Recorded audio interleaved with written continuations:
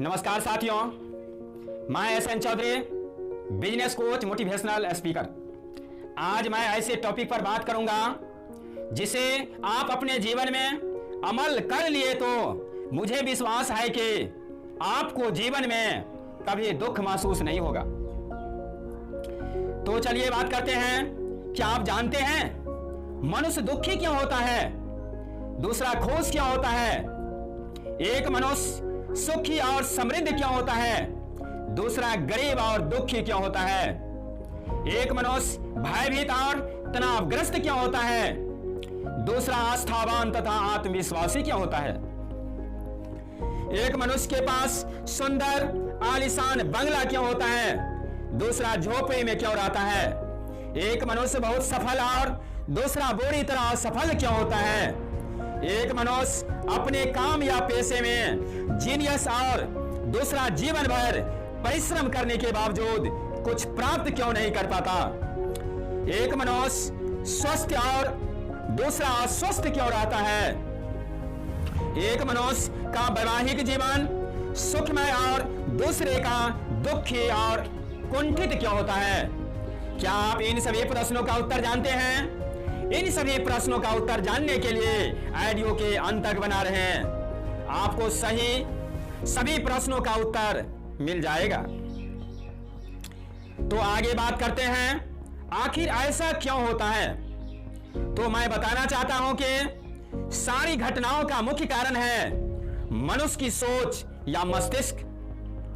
दुनिया में कोई ताकतवर शब्द है तो वे है सोच, क्योंकि किसी व्यक्ति के जीवन में जो कुछ घटना घटती है वे सबसे पहले उस व्यक्ति की सोच में घटती है। पहले व्यक्ति सोचता है, उसके बाद कोई घटना घटती है। यदि किसी व्यक्ति के जीवन में अचानक कोई घटना घटती है तो उसे हम एक्सीडेंट कहते हैं, जो जीवन में कभी काल घटित होती है।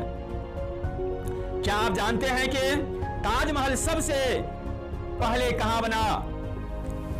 तो 95% लोगों ने इसका जवाब आगरा देता है, जो गलत है। तो मैं बताना चाहता हूं कि ताजमहल सबसे पहले शाहजहां की सोच में बनी होगी, उसके बाद आगरा के एक स्थान पर निर्माण यानी बनवाया होगा। कहने का मतलब है कि आदमी जैसा सोचता है वे वैसा ही हो जाता है। क्या आप जानते हैं कि आदमी का सोच किस प्रकार काम करता है? तो चलिए इसे एक कहानी के माध्यम से समझते हैं। किसी गांव में दो किसान रहता था। एक किसान अपने खेतों में अच्छे अच्छे फलों के बीज बोया करता था और दूसरा किसान अपने खेतों में कुछ जहरीली पौधों के बीज बोया करता था। दोनों किसान समय समय पर बीजों को पानी से सींचता रहता था।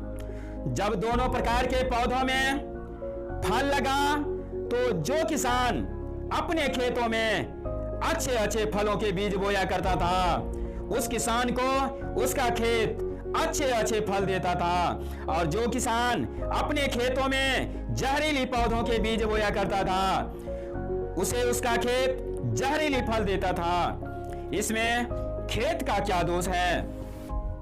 दोस्तों, उस किसान में था कि वे अपने खेतों में जहरीली पौधों का बीज बोया करता था। सेम इसी प्रकार आदमी का मन या सोच उसी खेत की तरह काम करता है। जो चीज आप अपनी सोच या मस्तिष्क में डालते हैं वही आपका मस्तिष्क वापस करता है। कहने का मतलब है कि जो हम बोएंगे वही हम काटेंगे। अच्छा चीज बोएंगे तो अच्छा ही काटेंगे, गलत चीज बोएंगे तो गलत ही काटेंगे। सही सोचेंगे तो सही मिलेगा, गलत सोचेंगे तो गलत ही मिलेगा। नेगेटिव सोचेंगे तो नेगेटिव ही मिलेगा, पॉजिटिव सोचेंगे तो पॉजिटिव ही मिलेगा। छोटा सोचेंगे तो छोटा ही मिलेगा, बड़ा सोचेंगे तो बड़ा ही मिलेगा। गरीबी सोचेंगे तो गरीबी ही मिलेगा, अमीरी सोचेंगे तो अमीरी ही मिलेगा। यानी जो हम सोचेंगे वही होगा, जो हम किसी को देंगे वही मुझे वापस मिलेगा। यही प्रकृति का नियम है। तो मुझे विश्वास है कि आपको शायद सभी प्रश्नों का उत्तर मिल गया होगा, क्योंकि जो आदमी दुखी है तो वे अपनी सोच में दुख का ही बीज बोया होगा, जिसके कारण उसे दुख का फल मिला होगा। और जो सुखी है वे सुख का बीज बोया होगा, जिसके कारण उसे सुख का ही फल मिला होगा। जो गरीब हैं वे गरीब होने का बीज बोया होगा, और जो अमीर है वे अमीर होने का बीज बोया होगा।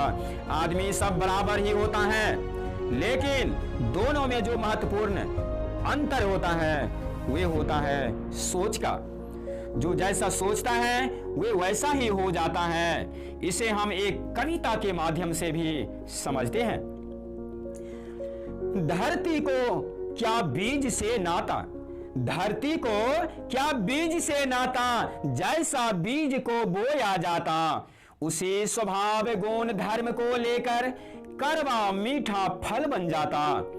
कुदरत का कानून है धरती, कुदरत का कानून है धरती, और कर्म तुम्हारे हैं बीज। एक बीज के फल हजार, एक बीज के फल हजार, हजार फलों के लाखों बीज।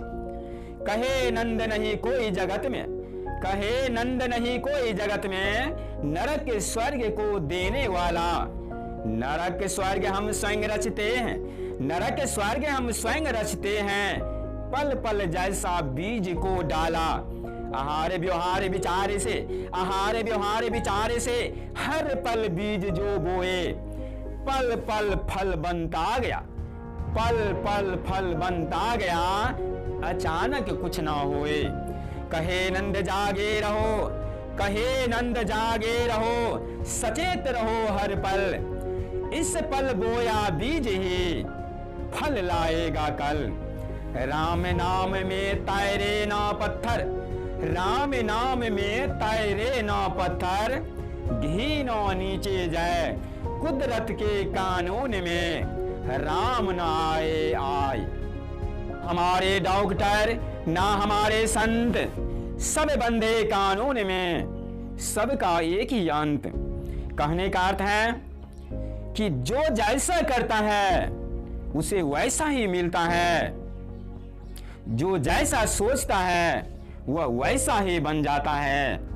तो दोस्तों, यदि आपको अच्छा लगा होगा तो चैनल को लाइक, शेयर, कमेंट तथा सब्सक्राइब करें, ताकि इसी टाइप का ऑडियो वीडियो देखने का मौका मिलता रहे। धन्यवाद।